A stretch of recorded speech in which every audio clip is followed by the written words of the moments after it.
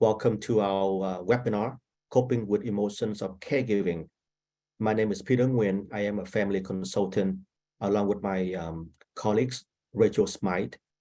She's also a family consultant. We will present information on how we can understand our emotion and how is that impacting caregiver in specifically. So again, thank you so much for joining us. We have a large group of attendants signing up for the webinar today. Understandably, this is a need for most caregivers or all caregivers. And if you are listening to this, we may assume you are a family caregiver yourself, or you may just want to attend and gather information, which is all good. And if you are family caregivers, we always wish you well, and we hope this information will bring you some ideas of how you can help yourself, especially emotional and mental health. So with no further ado, we're going to begin the webinar. So just some housekeeping item before we officially begin. So in the webinar, you are not able to communicate with us on the microphone. However, there's a chat feature that you can use to communicate to us. You can ask questions, provide feedback, or share any concerns or anything in the chat. And Rachel and I will take turn to monitor the chat. We may not be able to answer any question immediately. However, at the end, we have a section for Q&A. So we're going to spend time and answer question at the end. We like to answer question live so that other people can hear the response. And hopefully you allow us to read your question, assuming it's general and not specific to anything personal to you. So please be patient with us on the question. And at the end, we hope that you can also spend like a minute to do a survey so that we know how we're doing to improve for the next webinar. We appreciate your participation in the survey. This webinar is also being recorded right now so that we can share the recorded link to you later. So you basically can feel free to, take a break or leave or do something if needed, and not worrying about missing anything, because it is recorded and we will share the link to all the participants after the end of the webinar. Rachel, do I miss anything you want to add, or are we good to go? Hello, everyone. I think we are good to go, Peter. Okay. And before we actually begin the webinar, I'm sorry, we have to talk about what we do from our agency so that you know who we are, especially those that first time joining our webinar and you see our logo and our name, like who are Orange County Caregiver Resource Center, what are they doing? So we are a trusted partner for Orange County families coping with physical, emotional, and financial responsibilities of caregiving. We have been around since 1988, which is roughly 34 years. In Orange County, our center is a nonprofit program of St. Jude Medical Center. We are also a center, a part of the California Caregiver Resource Center system. What that means is that in California, there is a Caregiver Resource Center system from North California all the way to San Diego County. So if you reside in another county and not Orange, there's a center in that county that can serve you. We do similar things. It's just about jurisdiction and boundaries in terms of the county line. So for us, we can only serve Orange County residents. Again, if you live in LA, Riverside, or any county in California, we can give you the contact phone number or resource of that center so you can be connected and get the services from them. And lastly, we get funded by the state and federal through the Federal Older Americans Act and Family Caregiver Support Program.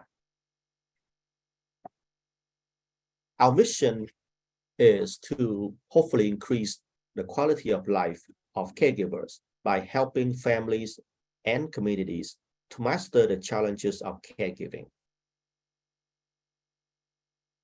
I want to quickly go over the criteria of how you can become what we call a registered client with our center. So first, like I said, the caregiver and the care receiver, the one you care for, your loved one, must reside in Orange County. And caregivers in our definition is someone 18 years and older who providing care for a person either under 60 with adult onset cognitive brain impairment and or traumatic brain injury. Or the second option is if you care for someone who is older, 60 years and older, with a chronic illness that impact their activities of daily living. And we are talking about basic activities like they cannot change clothing anymore. They need you to help them with bathing. They need you to feed them. They need you to help them with walking, transferring, very basic thing that they are unable to do it independently anymore. And if you are in that situation, then that will be the criteria for your loved one. It's very simple and basic. And if you have any kind of unique situation you want to call us, we can kind of help you to screen it too, and then let you know if we can register you to help you further. This is our services to register family caregivers.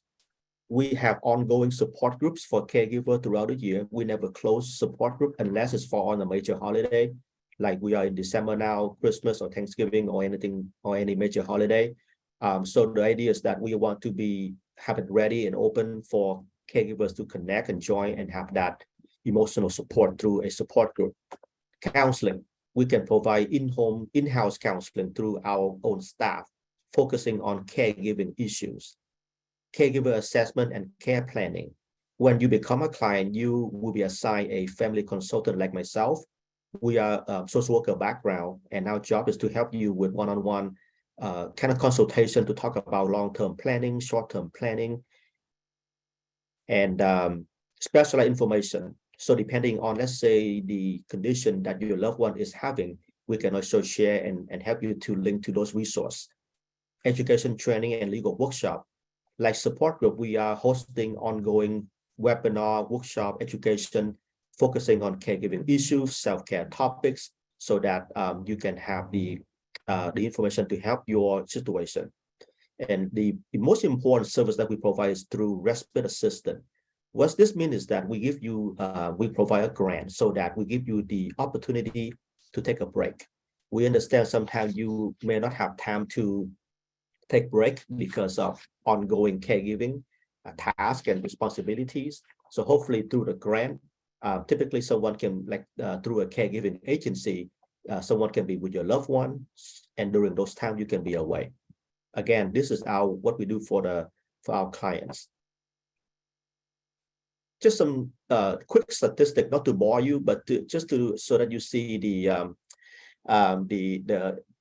normalization of caregiving and many people in our country, not just our state, but in our country is doing every day. This is not the current statistic, as you can see on the screen. This is from 2015, 7 years older already. I believe that this number can only be more now or larger than this now.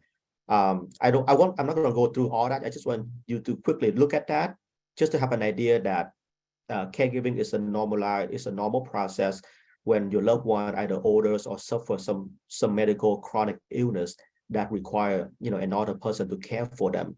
And it's just saying the hours and the time and the effort that being put in to care for someone. To emphasize caregiving is important, and the things that you do every day is extremely important and appreciated. Hopefully in future webinar, when we have when we're able to find the newer data, we can also share that with you just to show that this is an increased number for all of these bullet points. And like I shared the impact of caregiving and how that can affect a caregiver. We look at emotional impact on stress level. I often ask clients when they first connect with us, can you rate your stress level on an average day from 1 to 10? Their stress level, and my average is usually 8 or 9. I hardly get a number between 4 or 5. It's just to show again that stress is so high on most caregiving situations, and most caregivers report that they are not doing well in terms of mental health, depression, and also anxiety. Those are the two common issues that family caregivers are experiencing. Physically, they don't have time to go see their own doctor or physical exam or those kind of things. Like I mentioned about respite, so when we provide a grant to give them time, hopefully a caregiver can find time to see their own doctor and take care of themselves. As the same thing where they don't have time to even focusing on their own food, their own nutritional intake. And then that's impacting blood pressure, insulin levels, and other things. I am a strong emphasis on mental health. If a person can be well mental health, then hopefully they can somehow find ways to also take care of their physical health needs as well. This is just an overview of how a caregiver can be impacted on their health. And as I mentioned about mental health, this whole webinar is about emotions and how we can cope with our emotions so that the caregiver can be well. Rachel now will begin to go over all the emotion, the common one that caregiver typically is experiencing. Thank you so much, Peter, and thank you all for being here today. And as you know, the topic of our webinar today is coping with emotions of caregiving. So before we really get into the bulk of our program, can you guys please share in the chat just what are some of the emotions that you experience as a caregiver? If you feel comfortable with that, again, only Peter and I can see the chat. And so again, what are some of the common emotions that you experience while caregiving? So far, I'm seeing sadness. I see anger, feeling overwhelmed, frustrated, exasperated, frustrated again, guilt's coming up a lot, loneliness, grief, exhaustion. And yeah, a lot of people are feeling these same things, not knowing what to do, feeling confused, feeling overwhelmed. And thank you everyone who's participating in the chat and sharing those. So all of these emotions that you're sharing, they're pretty challenging. These are not easy things to deal with. And so the goal of this class is we hope that you'll find some ways to manage these very challenging emotions. That's what we hope for today. In order to really find ways to cope with and manage these emotions, we need to understand what they are a little bit more. And so emotions and feelings happen both on a physiological level as well as a cognitive level. What that means is when we experience different emotions, we feel those both cognitively, we feel our mental health is impacted, and we also feel physical changes. You know, maybe it's a racing heart, our chest feels tight, we have a hard time catching our breath. So we experience emotions in more than one way. And again, during this class, we hope that you'll be able to learn ways that help you cope with these emotions. The big thing that I really want to challenge you to think about is, are emotions being a good thing or serving a purpose for us? If you notice, you did not sign up for a class that was called Getting Rid of Emotions, right? And sometimes emotions are something that we try to avoid. It's uncomfortable. It can be really difficult. But we want to help you to understand that emotions really can serve a good purpose for us. They can almost kind of work like a check engine light, or, you know, you might get a notification on your phone. It serves as a guide, and it might be something that indicates to us, hey, something's going on here. Something might need to change. How can we get this check engine light to go off? So emotions are messages that we really do need to listen to. They exist for a reason. And sometimes they are very painful, but they can be useful tools to help us understand the things that are happening to us.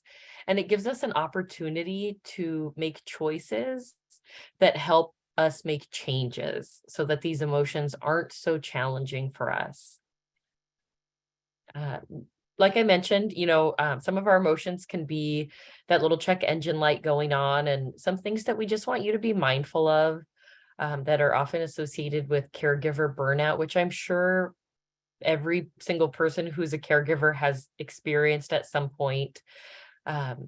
Things to just be mindful of, you know, have you been more isolated from friends and family? Have you noticed any changes in your sleeping patterns or feeling more impatient or more irritable? Or even this can definitely be a big one when we're stretched too thin is overreacting to things that maybe normally just wouldn't bother us, even just everyday events. You want to be mindful of changes to your appetite or feeling exhausted, or even frequent illnesses as your own system gets kind of run down from constant stress. So as we mentioned in the chat, I think you guys actually covered all of them pretty much. These are some of the most common emotions that caregivers experience. This is definitely not an exhaustive list, but these are just some of the more common ones. And we really want to normalize these feelings because we all experience them in different capacities. So these are all normal emotions. They're not good, they're not bad, they just are.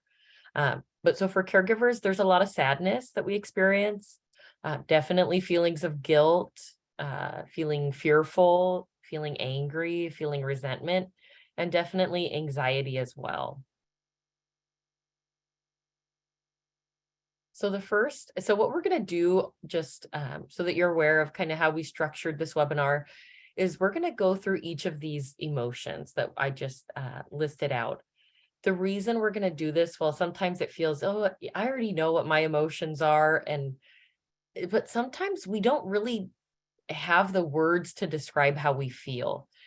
So it's really important in order for us to learn how to cope with, to understand our emotions and our feelings, we have to be able to name them and to understand them. And words really do matter, and it helps us to be able to express ourselves. So the first one is sadness. So what sadness is generally described as a feeling of being down or unhappy, and it can be in a response to grief, discouragement, or disappointment. And when it comes to caregiving, sadness often revolves around the bullet points here, which loss definitely brings on a lot of sadness. And there's a lot of different types of losses that you experience when you're a caregiver. Just dealing with all the different changes that are happening. That's a really tough thing that brings on a lot of sadness. Health decline, watching somebody that you love and care about go through these illnesses can be really, really just saddening. And then also this, what is called anticipatory grief. This might be something that you've heard of before. It might not be. So we're going to kind of share a little bit more about what is anticipatory grief. For a lot of caregivers, once they've heard what this is, it's almost this sense of relief of, okay, somebody gets it. This is what I've experienced. Because again, if we can't put words and, we don't know how to describe what we're feeling, how can we really get the support or learn how to deal with these things? So anticipatory grief is grief that occurs before someone dies or a different type of great loss. What we mean by that is oftentimes we think about grief, your loved one has died, you've had a loss, and so then you're grieving. But what is it when you're grieving while the person is still alive? You're oftentimes grieving many losses, things like the loss of companionship, changing roles in your family, financial changes, loss of what dreams of things that could have been, loss of what you thought retirement was going to look like. So there's a lot of loss associated with caregiving, and you're grieving all of those things, but your person is still here. And then you're also grieving knowing that at some point your caregiving will end, your loved one will pass. And so there's a lot of grief. It can be kind of similar to grief after death, but it's definitely unique in its own ways. It typically will involve more anger, feeling less in control of our emotions, and just different grief responses. And part of the reason for this is it's difficult for us when we're in these in-between places. I think just as human beings, we like having structure. We like kind of knowing what's happening. Ambiguity is not most people's favorite thing to deal with. And so when you're in anticipatory grief as a caregiver, you're in an in-between place, and that is a challenge to deal with. Thanks, Rachel. Yes, and now I will cover anxiety. Before I cover this, I know some people asking in the chat, can we share the slides to you? Yes, we can. after the webinar, we can email you the copy of this presentation. So anxiety, like I mentioned in the beginning, depression and anxiety are almost the two number one, the two kind of problems that most caregivers are experiencing, that very impacting their mental health, because anxiety is something, as a human being, we all have it because of survival. It can be a very normal process. We worry and are anxious about certain things. However, it can also be intense, excessive, and persistent that happen every day. And it can be about managing many responsibilities. It never get done. Maybe people worry about their ability to care for loved one and the uncertainty of the future. We have this question a lot. What happened to me if I not around anymore? So those are the things that causes worries every day, not just from time to time, again, which can cause problem in terms of interfering with a person's daily activities and how they can function. Fear.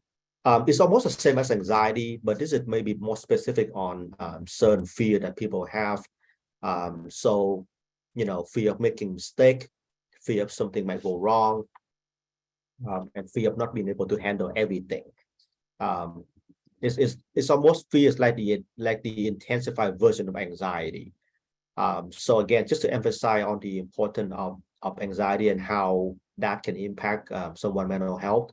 I think what we're gonna talk about coping skill and things later, and after we go over all the emotions. Now Rachel will discuss guilt. Thank you, Peter. So guilt. Ooh, this one's tough. This one's a hard one. I don't know if I did see quite a few people who wrote that guilt is something that they deal with as a caregiver. And it absolutely is a big emotion that affects us when we're caregiving. And so for guilt, what it's generally defined as is feeling responsible or regretful for a perceived offense, real or imaginary. And so I really want to focus on that perceived offense, and then also that real or imaginary. And we'll talk more about that when it comes to coping with guilt, but just kind of focus on those as keywords. Some reasons that caregivers experience guilt is sometimes you're in a position where you are the person who's having to provide all the care for your loved one all the time.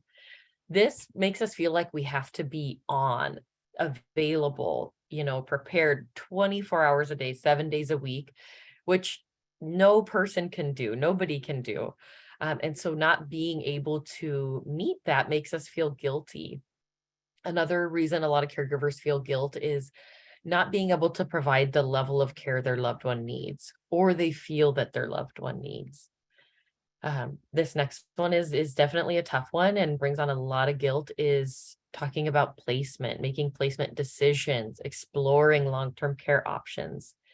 And then oftentimes we as people, but especially as caregivers, we've got these long lists in our heads of things we ought to do, things we should do, or musts. And those are very intense words that we place on ourselves, and it really does cause a lot of guilt. And Peter and I will both talk about what we'll call bad words throughout this presentation, and those are some of them. We don't want you to should on yourself. It's not a good thing. It creates a lot of guilt for us. And so anger is the next one. And what anger is, first and foremost, it's a normal emotion. It's something that we all experience. And so there's a lot of shame around feeling angry. But it's what you're doing is really difficult. Caregiving is hard. And this is definitely a human emotion. So that's tough. And so a strong feeling of being upset or annoyed because of something wrong or that we perceive as bad. And we wrote, acknowledge why you're angry. The reason that's included here is because anger is what we would call a secondary emotion. What that means is that it's the surface level emotion might be anger, but underneath that, there's something else going on. You might be feeling unappreciated. You might be feeling trapped. Your loved one's behaviors might be really frustrating, being asked the same question over and over, or your loved one refusing your assistance. There's a lot of things that happen that are very frustrating as a caregiver. And then Peter's going to go ahead and take it from here. Thank you, Rachel. Resentment. Resentment can be a complex multi-layer emotion that has been described as a mixture of disappointment, disgust, and anger and fear. This emotion can be very hard to, in terms of coping or manage, and even how do you find someone that you can talk about these feelings and not worry about being judged. And this can be complex, and and this can happen because you feel that you are the only person that doing the work and nobody helping. Maybe again feeling unappreciative, maybe because of past relationship with your loved one or unresolved problems or issues. And this is happening a lot. On the last one is caregiving has taken over your life or changed your life completely. We have stories like caregiver quit their job, and then stories like they have to move from another state to this state to become a full-time caregiver. So basically an upside down almost for the caregiver to sacrifice to do the caregiving. And that sometimes, again, depending on other factors, can cause a feeling of resentment. I just want to also emphasize, I think we have mentioned in the beginning as well, is that there are no right or wrong with emotions. I mean, some emotion maybe people labeling as negative or positive, for example, anger or resentment. But emotions are emotion. We are entitled to our emotions, right? I think it's about how do we cope and how do we deal with it. So I just want to hit on that real quick so that we all understand. We go all over this. This is all emotion that we are entitled to have or feel. So as we kind of already discussed the common emotion most caregivers are experiencing, now we will go over the coping skill. So how do we cope with these emotions? And like I guess like in the chat in the beginning, if you can maybe tap in quickly, what have been working for you so far in dealing with, I noticed I really like guilt, overwhelm, depression, anxiety, all the things we kind of discussed about. What have you been doing that work for you to cope? And if you don't mind, share that in the chat so we can all kind of see that.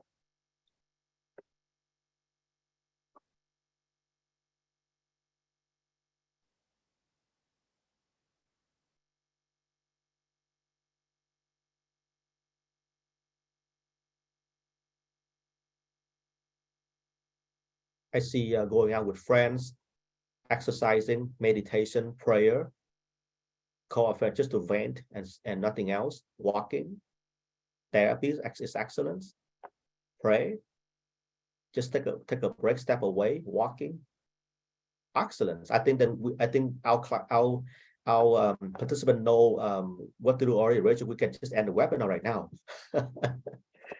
Thank you so much for sharing all the things that work for you. And I want to emphasize what worked for you, because this is a wonderful idea. You know, it may work for me, it may not work for you. But if it's worked for you, don't change. And again, hopefully this webinar give you more toolbox to your coping skills, so that you can try different things as well. So we begin with talking about how do we coping with depression or sadness. And you're going to see the I guess almost like a formula is we want you to always kind of check and ask yourself a question like for this one would be, what losses can you identify? Sadness, what happened, what caused the sadness, what caused you to feel depressed?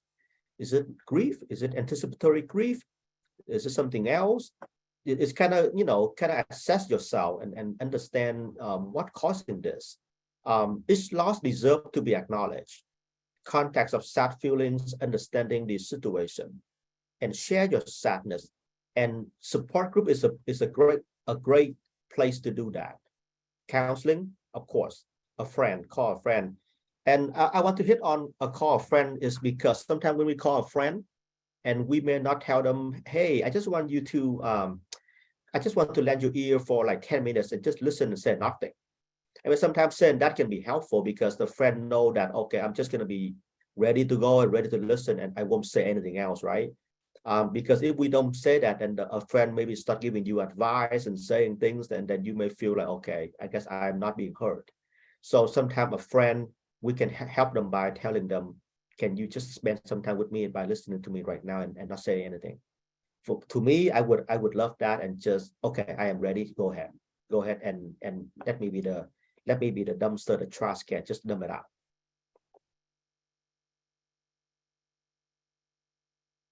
Coping with anxiety and fear, I would kind of, all together would be, again, asking the question, what causes me to feel anxious?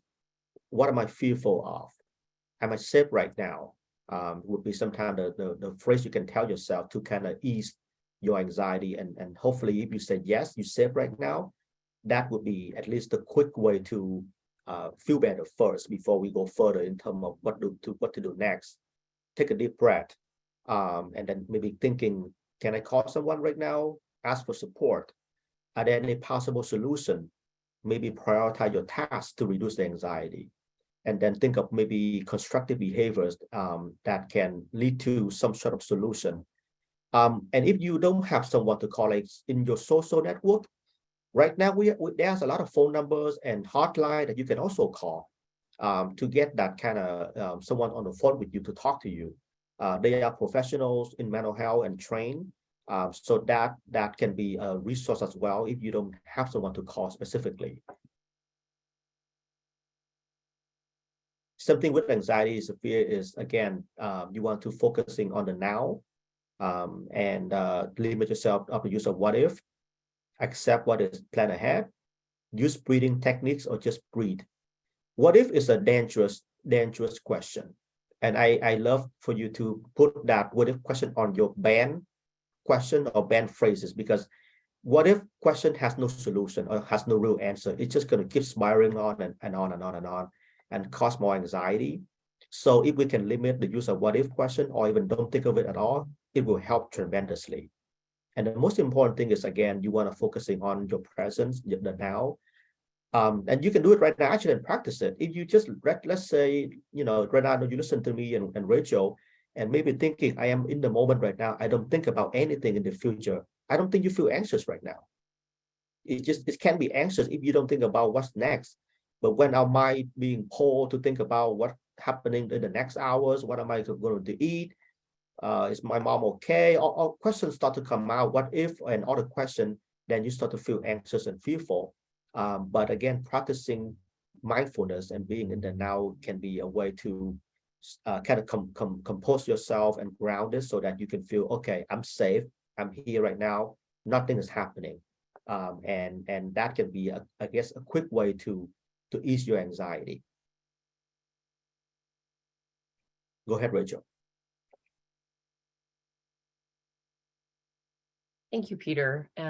Coping with guilt.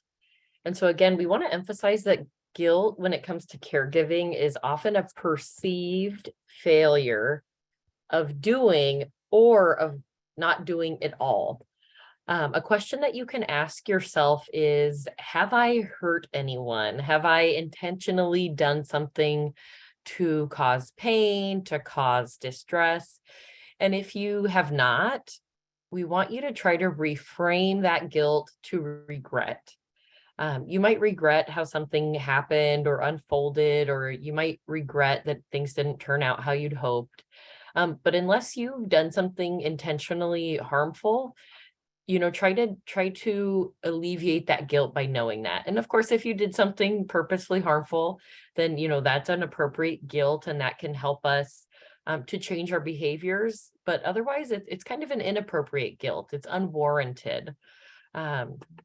Some ways for when you're caregiving to cope with these feelings of guilt is to lower your standards. What we mean by that is to try to go from ideal to real. So in an ideal world, everybody who's on this webinar today, along with our staff and everybody else, we probably would have all won the lottery, a few times by now. And, we'd be doing whatever we wanted. We'd have all the money in the world, all the caregivers we need.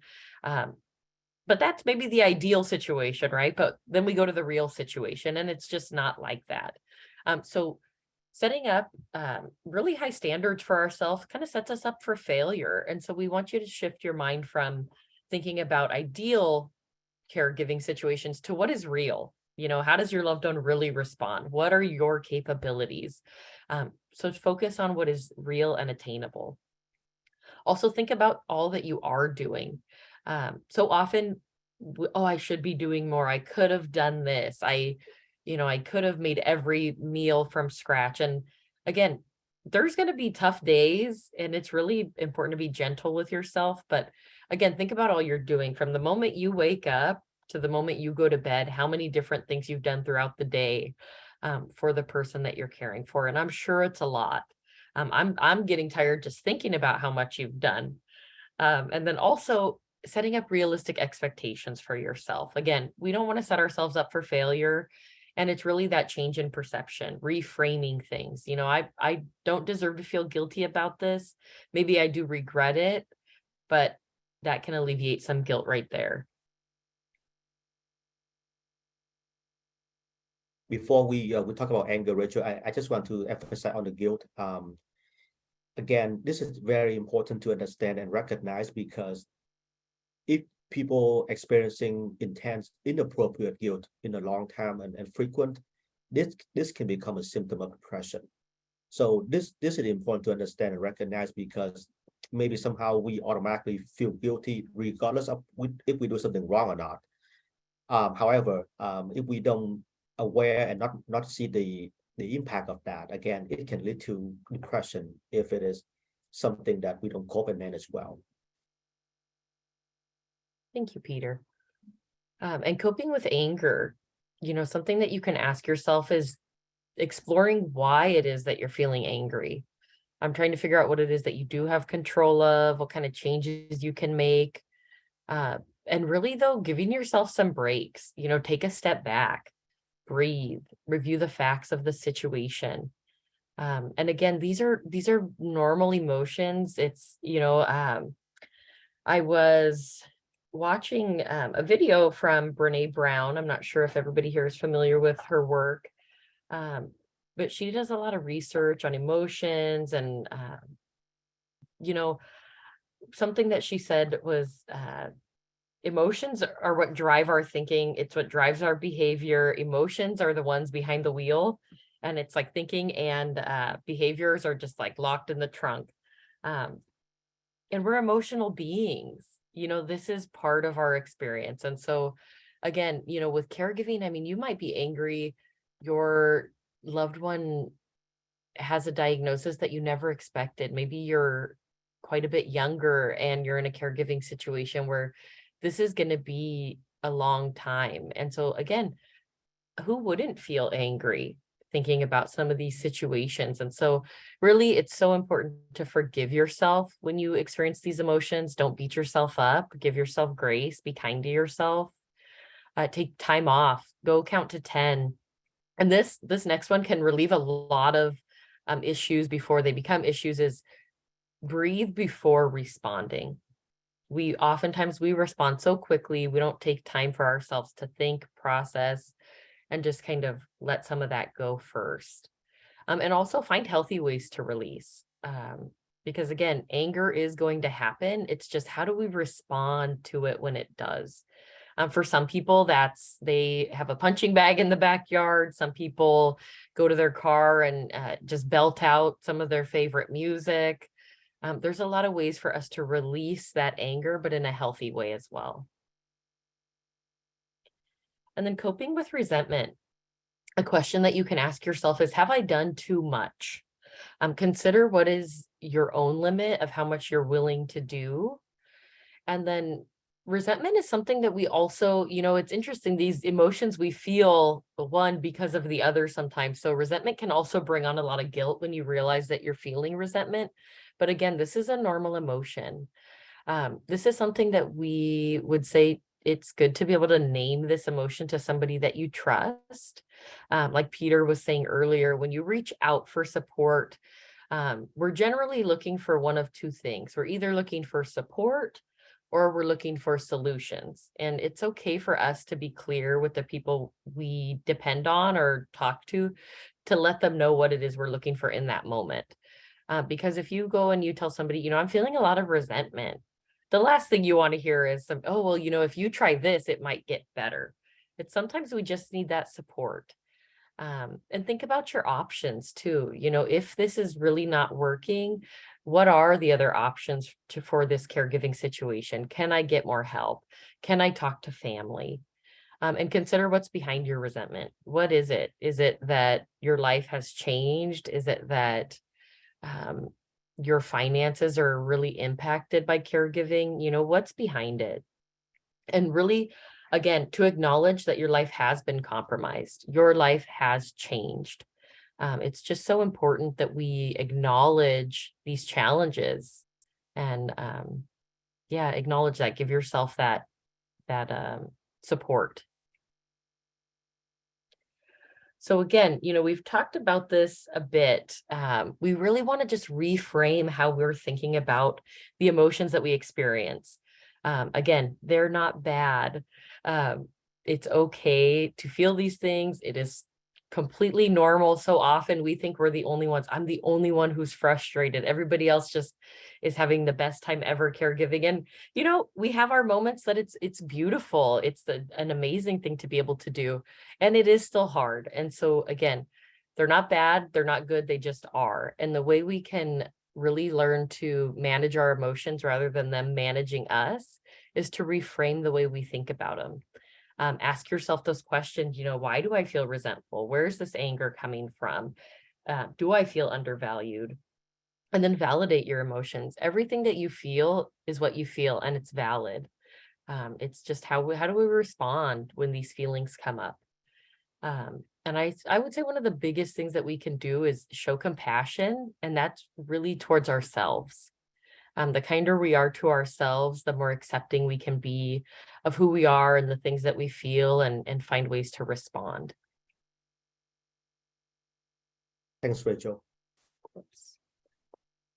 I noticed some participants try to raise your hand, and I assume I try to ask question or share something. Again, we are not able to do the microphone like the talking feature on this webinar. So please tap your comment, questions, concern in the chat. And like I shared in the beginning, we will try to get to them toward the end of the webinar when we can. If you don't know what to do with the chat, perhaps you can try to email us instead then. We will try to address that through email as well. Many of the emotions we feel as caregivers are amplified when we are stretched too thin, overwhelmed, and are not taking care of ourselves. So this leads us to our mantra, caregiving include caring for me. And as I researched on this webinar before we're doing it today, I found, you know, to me it's a new kind of phrase, caregivers care. We often talk about care for our loved one, the care receiver. But our webinar today and our focus of the agency is to focusing on caregivers care. What do you do for yourself? What can you do for yourself? And of course, this webinar focusing on emotional coping skills. But there are other things that you can also do as well in terms of connecting in the support groups, social networking, different things, resources, as different way to find option to care for yourself. And why is that important? When I'm sure that we have been on a flight from time to time, and before, you know, the plane is taking off, flight attendants ask us to review the safety, you know, procedures. And of course, you know, when they talk about oxygen mask, they say, be sure that we put it on ourselves first during an emergency before we can help the neighbors next to us, before we can help our children. And this makes sense. If we are not breathing, we are not doing well, then we cannot perhaps helping the one next to us.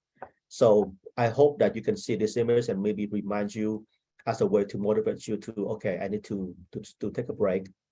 I need to take care of myself so I can be well and take care of my loved one. And we're going to go further into, again, what does that really mean in terms of self-care and what does that really mean on putting the oxygen mask on myself first. Balance. I'm sure we all heard this when we read media or story or when we watch when we do webinar. It's about how do we find balance in our life in general. But this is more about how do you find balance in your caregiving role, and that can help you emotionally, and also on a daily activities things. There are many answers to this, and question like, you can start with asking yourself, how do we achieve balance? Can be the starting question, and from here you can explore option and way. Now Rachel will go into detail on specific thing that we can suggest to you. Thank you, Peter. Yes, caregiving and balance, that's tough. It's a process, and, just a reminder that all of these things take time.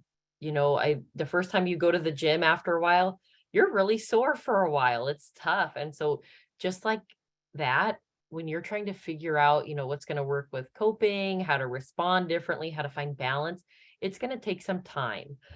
So if you're after today, if you don't walk away and feel like, wow, I've got total control over all my emotions, that's okay. This is something that we all are working on. We're all works in progress. So in order to start finding that balance, again, understand your feelings and emotions. Realize that your emotions can tell you how you're doing. They can be those indicators to us of, hey, maybe something else is going on. Emotions can be used as a guide as you find your way along this caregiving path. And I love this picture over, I don't know if it's on the right or the left for you from your end, but this image is just so beautiful. It reminds us that there's this pathway that we're on, and there's turns, there's curves, there's, sometimes the wood's a little rickety, you just don't know. And our emotions can kind of help us navigate that. So something else that you can do to help find that balance is don't speculate. That's that what if question on the banned list. It's those worrying about the what ifs. All that does is increase anxiety, sets us up for failure, and it creates unreasonable expectations that are not based on the reality of a situation. So again, that's that going from ideal to real. We want to have realistic expectations. Determining what you can control versus what you can't. This can be really challenging when you're caregiving. We have so little control over things. We don't have control over our loved one's diagnosis. We don't always have control over that we had to stop working, that we've had to move, that our finances have been changed. We don't have a lot of control, but we can control our responses and how we behave. And so the things that we do have on our side that we do have control over, our attitude, our thoughts, our actions, the choices that we make, the commitments that we make, what kind of goals we set for ourselves, and who we spend our time with. And remember the basics. This may feel like it's a very basic list that we're sharing with you in this webinar, but the reason for that is because when you're caregiving, you are often on the back burner. You often put yourself last. So even just doing these things can help us manage our emotions because we're more better, well taken care of, however you might say that. But remember to drink water, eat regularly, do things in moderation. And we put exercise, whatever that looks like for you, because it helps not only your physical health, but it really impacts your mental health in a positive way as well. There is nothing like good sleep, that's for sure. Also to play, be silly, have fun, enjoy what you do and who you spend your time with. And Peter said this earlier, but know what coping techniques work for you. So these are different ideas that we're talking about, and we'll keep going more into these as ways to cope with the emotions of caregiving, but not everything's going to work for you. Things that might work for me maybe don't work for Peter, and things that work for Peter might actually sound stressful to me. So it's really just taking what works for you, trial and error. But knowing what works for you is really important. Thanks, Rachel. Rachel mentioned about the simple basic things, basic needs that we can try to do consistent, and that can also be helpful. Of course, nutrition, try to eat well or eat in general. I know that some caregivers do not eat, skip lunch, skip everything. Drink, those things that we call basic. If you can do it consistently, it can be helpful. Another basic thing that we haven't put it on that list would be, and you'll be amazed when you see this one, just breathe. Just breathe, right? So, and I'm sure you hear this from every time you do any kind of webinar about mental health or different things. Why is that important? Because it's free, and then it's practical. It's oxygen that we use to help our brain, and again, stay focused, stay mindful. So if you don't know what else to do to cope, maybe just close your eye and then really do some deep breathing technique. Now we live in a technology world, a new age, that you basically can go on YouTube or any social media channel, TikTok, that you can find video that guides you through to do the meditation and breathing exercise. Very easy, and it's all available now. When you just put in the search box, meditation, music, meditation guide, those kind of keyword, then it will take you to the video that can help you with the breathing exercise. As mentioned, be mindful or mindfulness practice, and this is a quote from Sharon Salzberg. Mindfulness is a specific meditation technique based on being aware of what is happening without clinging to it, pushing it away, or getting confused about its nature. So basically acknowledging the thoughts that come to you, but then let it go. Don't have to respond or react to it. I know it sounds kind of deep or sound kind of hard to do, but with practice, it can be as simple as, yes, don't hate your thoughts, don't react to your thoughts, just acknowledging it, and then learn to let it go, and then go back to the breathing, or go back to the presence, and not try to basically go on a ruminating thoughts that can cause either anxiety or depression. Meditation, again, you can do it in way like, close your eyes, just simple breathing, stay present, think about what makes you happy, memories, a pleasant event. Journaling. If you don't like to breathe, meaning like, we have to breathe to survive, but if you don't want to do like meditation exercise, and those that like to write, you can write. And this is just some idea of how you can write. You can text nowadays as well. You can doodle, you can bullet point it, you can email, you can write a poem. And on the picture you see, I'm grateful for this. Like one word to write would be, I am grateful for my families, to be alive, for me. So different things that we can write. Again, writing is also a form of a way to practice mindfulness. Is you focusing on your writing, and you don't think about what happening next.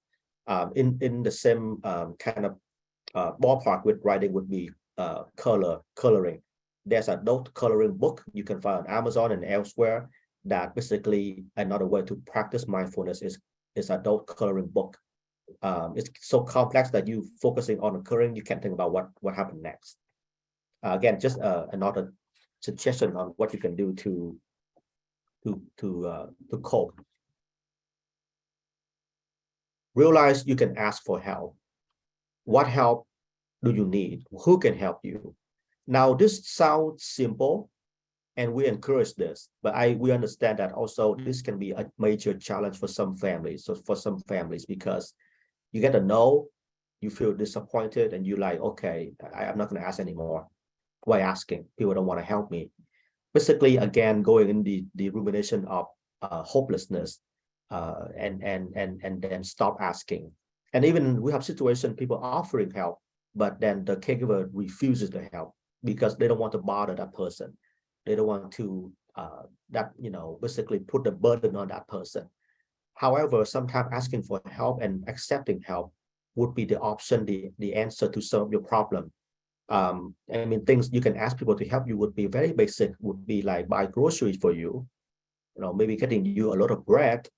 I love boba or Starbucks. So sometimes I ask just can you get me a drink or something? I can't go right now because I have to be with my loved one. It's okay to ask for, for that, right? I'm sure people can help me with that. But it's just the idea that willing to reaching out. And even if people say no to you this time, it's okay to try again next time. I guess I'm encouraging sometimes it's like you want to have thick skin sometimes, it's okay. We try to be mindful of what we ask and all that, but at the same time, be okay with no and all that. But hopefully you don't be discouraged because people say no today and then you feel like, okay, this is not going to happen again. This is something we encourage. So like, sometimes this is the only way that you can get help is just reaching out. And let's take a minute to talk about, like I just mentioned, I think I went ahead a little bit, is what can you ask for help, right? And who can help you? For example, maybe a sister can help me today with wash the dishes. Maybe the neighbor can help me to take out the garbage trash bins. Or the weekend, you can ask someone to be with your loved ones so you can go to a movie or something. So different things you can kind of list out, and then also, who can help me with that? The goal of this is you want to be as specific as possible, then it can help you when you asking for help, or if someone offering help, then you can basically have that list ready and tell them, oh yeah, thank you so much. I need you to get me, can you go buy something for me? Or can you help me with the dishes or whatever that might be? We talk about meditation, and this is a more way to relax. Deep meditative breathing exercise, stretch, just listening to music, garden, play with your pets, recite positive affirmations. Again, ideas that you can do to feel relaxed, to feel positive, to feel hope. Support group. I know we have caregivers that love support group and go every time. And I know that people who do not feel comfortable talking or sharing in front of groups members. However, for those that can do support group, this is a great place to connect, share your feelings, and then receive the support from caregivers who are in similar situation, and also exchange idea. Sometimes Rachel and I can only be the facilitator. We don't really live in the situation. We don't know a lot of things. And sometimes hearing from other caregivers is the most powerful thing that you can receive, is getting that support and then their feedback. Again, if you like group and you're okay with group, this would be a great place to get the emotional support. I think most caregivers share with me would be they feel normal. They feel that they're not alone. That's the two things I hear all the time, is once they do the group, they feel, wow, I thought I'm alone. Or even like they compare subjectively their situation to other situation. Before the group, they think that they are in the worst shape situation, but now they realize that person worse than me. It's subjective, of course, but it's just how people support one another by listening to story and then realizing, wow, I'm not alone. And then there are people who may be in not in the same thing as I am, but maybe in the worse shape as compared to me. We have this 50 ways to take a break postcard on paper and also on PDF. This is our encourage, that you can have this on your refrigerator or somewhere that you can see quickly when you're stuck and don't know what to do to take a break. Well, we have 50 ways to take a break. So there are so many ideas, and most of these ideas are free and quick, and are safe. I mean, I noticed that on this one, there's something about climb the tree. Maybe you don't want to do that. Maybe you're gonna, we don't want you to fall and break something. So, but everything else should be okay to do, to take a break, like call a friend, or go to a park, or take a bike ride, things like that. So you want a copy of this, we can also email it to you too. So Rachel will now cover the next section. And yes, Peter, that is a surefire way for me at least to break something. So I won't climb any trees. So I will consider that 49 ways to take a break for me. And very quickly, I want to address someone in the chat asked about finding a support group for younger caregivers. So we have groups that we facilitate. Generally, they're mostly general support groups, but we do have a young caregiver support group as well that I facilitate. So please reach out to us. We are more than happy to get you connected to a group that fits your needs. And then we also can definitely send the 49 to 50 ways to take a break out to you. And with that, just so important, again, when it comes to coping with our emotions and something, we're just so hard on ourselves. It is so critical that you love yourself. It's so important. Brene Brown also says we cannot be more connected to other people than we are to ourselves. We spend the most time with us. And so some ideas on ways that you can love yourself is to forgive yourself. Meet your own needs, prioritizing yourself, asking for help, like Peter was just talking about, letting go of control, recognizing your strengths and valuing and validating your feelings, pursue some of your own interests and goals, accept your imperfections and notice, acknowledge, and give yourself credit for your progress and your efforts that you're making. And I just love this image here. It's just such a good reminder to us that you are enough. We are all enough. We're doing it the best we can. And earlier, Peter mentioned positive affirmations as another way of coping. So these are what positive affirmations are, is just something that you can say out loud to yourself, that you can write down, almost like mantras to remind yourself of these things. So for some people, they look at themselves in the mirror and they go through a list like this. Some people write them down, put Post-its on the fridge, on the door, in the car, wherever you can, because these are just those reminders. Because the way we talk to ourselves really does matter. The way we treat ourselves matters. So some of the things that you can use as positive affirmations, things like, I am doing the best I can. I am in control of my feelings and my responses. I am enough. I let go of my past beliefs that no longer serve me. I forgive myself, and I'm learning to love myself more every day. So again, just things that you can repeat to yourself. They're reminders. And actually in a support group I was doing last night, somebody said one of their positive affirmations is just a little picture they have on their wall that says, yes, you can. So even something simple like that. Focusing on gratitude. What you can do is take some time to, just like we said, give yourself credit for the things you're doing. Try not to focus on those things you wish you were or that you didn't get to, but focus on the good things that you have. And they can be big, they can be small. Focus on things like gratitude for family, for faith, for friends, for the opportunity to contribute, to having a voice, and even things like fresh water, clean air, getting a good night's sleep, or as Peter alluded to earlier, and I can't believe this will make it into our webinar twice, but boba. Peter and I are very grateful for boba. It's just a treat we like to enjoy. And so again, focusing on gratitude, these don't have to be life-changing things. They can be small. Sorry, somebody is asking for clarification on boba. It's a type of drink. So it's just a treat drink. But even just, I'm grateful for rain, grateful for sun, just reminding yourselves of the good things that we have. And laughter. This is definitely something that is helpful, can be a lot of relief for what we're experiencing.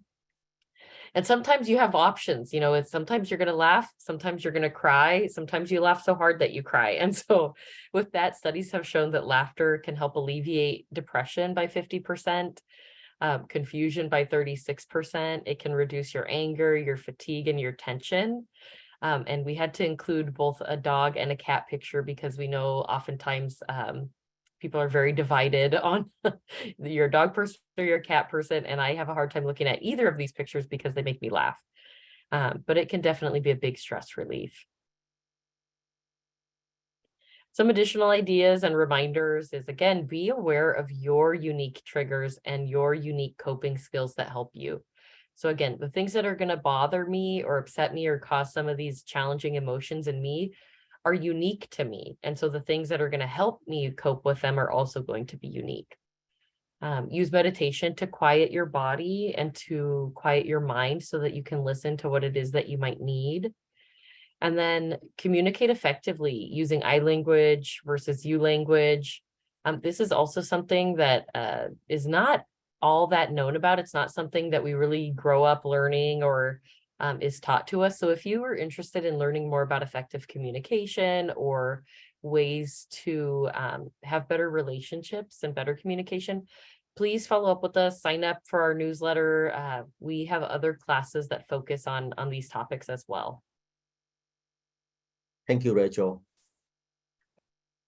Just to, before I go into the, talking about if you're not a caregiver and if you are listening to this, how can you help someone that you know as a caregiver? Boba can be addicted, okay? It's not alcoholic, but it can be addicted in terms of it's very yummy. It can be high in sugar, so be careful if you decide to do this. It's a treat for sure. But if the healthier things can be jamba juice or maybe Starbucks drinks. But what we emphasize is on is giving yourself a treat, and especially nowadays that you can order on app and they can even deliver to your house. So again, no worry even leaving the house. Just order it and then they get to you. Just having a treat for yourself. My combo is boba and popcorn chicken. That's go together very well. So again, if you know someone that is a caregiver, how can you help them? You can talk about, like we talked about today, teach them how to learn stress reduction techniques, grounding techniques, tell them positive affirmations, and then encourage them to go to a support group. And important to give positive feedback. And this, I think I mentioned in the past, it be a non-judgmental listener. This can be very hard to do. Sometimes people care and concern, and people start sharing and want to help. Well, that can also be backfire. Sometimes you can offer and say, well, I can be available and listen to you if you just want me to be here and listen to you and not saying anything. So that can be helpful and supportive just by your presence. And then smile and then offering help if you can, like, oh, I'm free today. What can I do to help you? You have something specific I can do to help you. So this is, we use this quote a lot from Rosalind Carter's on caregiving and for caregiver, because we think it's make a lot of sense. It's just kind of normalize the process, and the caregiving issue would be a normal process when we are living together and family members, and if loved ones get ill, and then now needing help so that they can continue with life.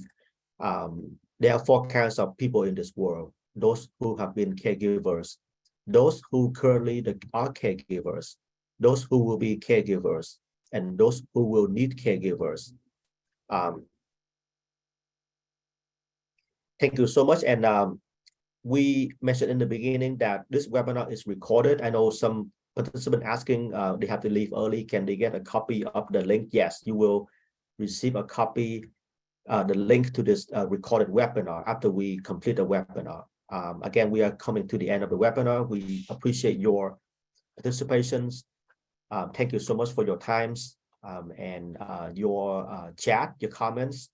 We hope this has been helpful for you. Hopefully you learn some new tools to your toolbox to help yourself with emotional coping. And Rachel, anything you want to share? Thank you, Peter. No, I just wanted to thank everyone for taking time to spend with us. I know time is not easy to come by when you're a caregiver or if you're working. So we really do appreciate that you chose to spend this hour and a half with us. And we do have a little bit of time for questions. So if you do have any questions or feedback or comments that you want to add to the chat, please feel free to do that. And also, again, we will, if Peter, would you mind going to the next slide for me? And then actually one more. Perfect. Thank you. So this is our contact information. We have our website here, our phone number. We have a link for our classes. Please reach out, get connected with us. We are here to serve. We have a lot of different educational programs. We have support groups, counseling, like Peter mentioned in the beginning of the presentation. Again, a big part of being a caregiver is making sure that you get connected. So again, please feel free to add anything to the chat, any questions that you might have. And just a reminder, if you wouldn't mind completing our short survey once we end the webinar, we'd be very, very appreciative of that. And it will help us guide what our future webinars look like so that we can serve the community in the way that you're looking for the support. So again, thank you so much for being here. We really enjoyed getting to provide this information to you. We hope you found it helpful. But that's all for me. And I'm not seeing any questions in the chat. We'll give you a couple more minutes, but otherwise, again, just thank you so much for being here. I know someone asking about young caregivers support group. That's a great question in terms of seeking support for young caregivers. And we looking at the age group of late 20, 30, 40. We actually have one. So please call our office, our center, and we will discuss that with you of how you can be connected to a young caregiver support group. And then anything else that we cannot answer, you can always call us. And every day we have someone answer the phone to help you with resource. We hope that once you talk to us, we try to give you something to connect and not just empty-handed, kind of, for lack of a better word. So please call us if you need anything else. And on the slide, you see the website for future classes that we are hosting throughout the year. And like I shared, we will share the slides to all the participants who register for this webinar. You will receive an email of the link to the recorded webinar and also the slides of the PowerPoints in PDF. And we will also include a PDF of the 49 ways to take a break. Don't climb a tree, please. So we're gonna give it another minute or so. Then if nothing, then we're gonna end the webinar. And after I end it, you will see the survey immediately pop up. And thank you for your time to do that.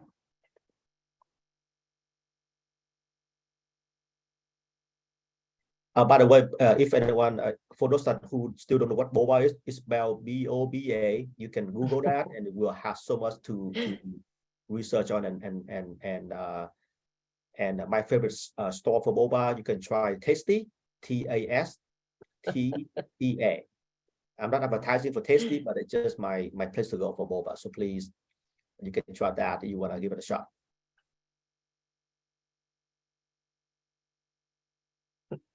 In fact, Rachel, we're gonna get one today just to treat ourselves, because we are you know, we need that for our care too, right? We talk about self-care, so it's Absolutely. Yes. Yeah, we need to practice what we preach, so we're going to take care of ourselves too. Hopefully our humors give you some laugh today, and you know, bring you some joys of the, well, we are in December. Happy December, and we hope and wish you safe, happy holiday seasons with your loved one. I know as caregivers, sometimes holiday can be stressful. In fact, we have video and tips about surviving the holidays. If you are interested in reading and watching those to help you to go through the holiday season smoothly and effectively, hopefully. But again, in general, we hope you the best. Please take care of yourself. Enjoy the holiday. And again, thank you so much for your participation. We're going to end the webinar now.